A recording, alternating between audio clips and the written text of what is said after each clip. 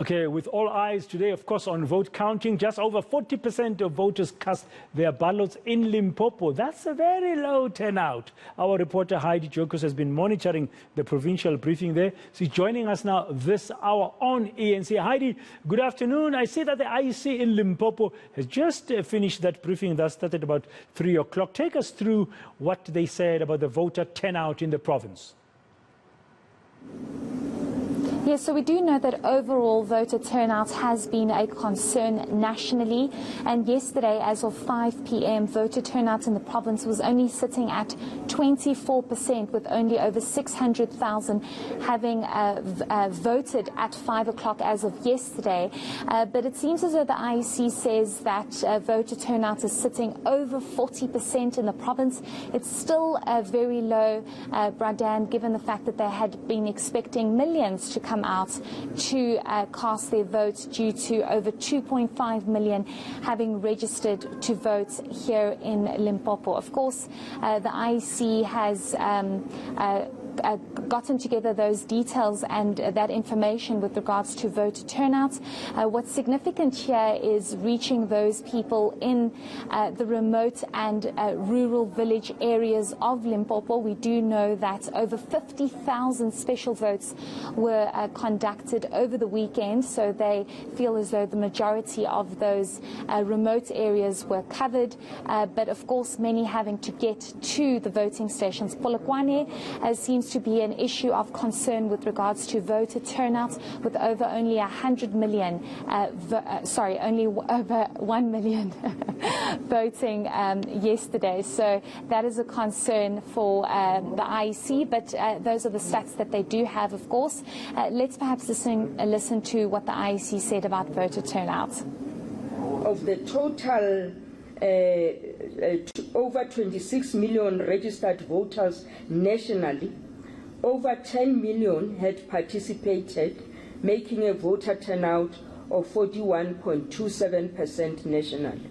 For Limpopo, of the 2.585 million voters that are registered, only 1.1 million people had participated, and the voter turnout for Limpopo is 42.9%.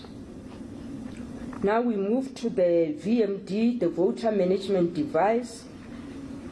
The Commission believes that the voter management devices were the mainstay equipment for this election. These devices have ensured that we continue to meet the Constitutional Court requirements that voters only vote in the wards in which they are registered, and that every voter must have an address on the voter's roll. Now, Heidi, we know about a presiding officer who's fired because she opened a ballot box. Will those votes then be counted? What is the IEC saying about that? Yes, I think this was critical for the IEC to clarify and provide further information on. Yesterday on ENCA, we broke the news that a presiding officer in a village about 50 kilometers outside of Polokwane was fired with immediate effect after she was asked by a voter to open the ballot box because she made a mistake on her voter paper, and the presiding officer opened that ballot box, and the IEC officials in that voting station said this is illegal, it's a transgression, it is not allowed, and as a presiding officer she should have known best. She was fired with immediate effect. But we do know of 3 cases in the whole of Limpopo where there were questions around ballot boxes, and what the IEC does is when there's an issue with the ballot box or a specific voter or any other case that questions the ballot box, what they call is they isolate the box, and then the IEC at a later stage needs to make a determination as to whether or not they will use that ballot box. The IEC says they feel confident that it was just one vote that was an issue, and they would rather take away that one vote than have possibly over 1,000 votes going to waste. So in all 3 cases in Limpopo, those ballot boxes that were isolated have been counted. Let's listen to the IEC on that matter again. The only objection that we are aware of from Bapalaburwa relates to a DA candidate that is being investigated currently, who indicated that the number of spoiled ballots were just too many. One of the reasons is because the presiding officer decided that the people who used a different kind of a pen, their votes will not be counted. So this matter is being investigated because yesterday we announced that if you do not trust that the pens that are going to be sanitized when voting, you can bring your own pen, irrespective of the color of that pen, as long as your marking is correct, that vote will be counted. So this kind of an objection is equivalent to a Section 65 objection that is material to the announcement of the results. As a result, it has been referred to the Commission. Okay, now, Heidi, before I let you go, the IEC at about 11 o'clock here announcing that nationally 90% of the results should be finalized this evening. What's happening with the results in Limpopo? When do they think they will finalize?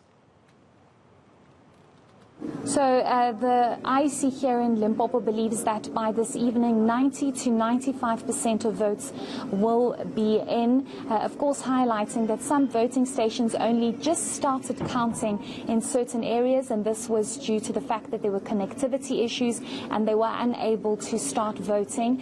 Also, we do know that over 200 voting stations remained opened up until 11 p.m. last night, as there were many people in the queue, and once they already were in the queue, the voting stations had to assist them and allow them to vote, as they had been in the queue before 9 p.m. So there would also be a delay in those voting station counting because they, of course, closed very late.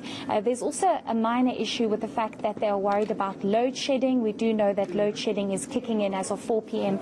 and some of these stations in remote and rural areas don't have generating capacity or capacity to keep the lights on and to have their systems to make sure that they are able to capture those votes that have been counted. So the IEC says there might be some delay, but they are hoping that the majority of votes will be in tonight. They are expecting it to be a very long night with the most of the votes coming in.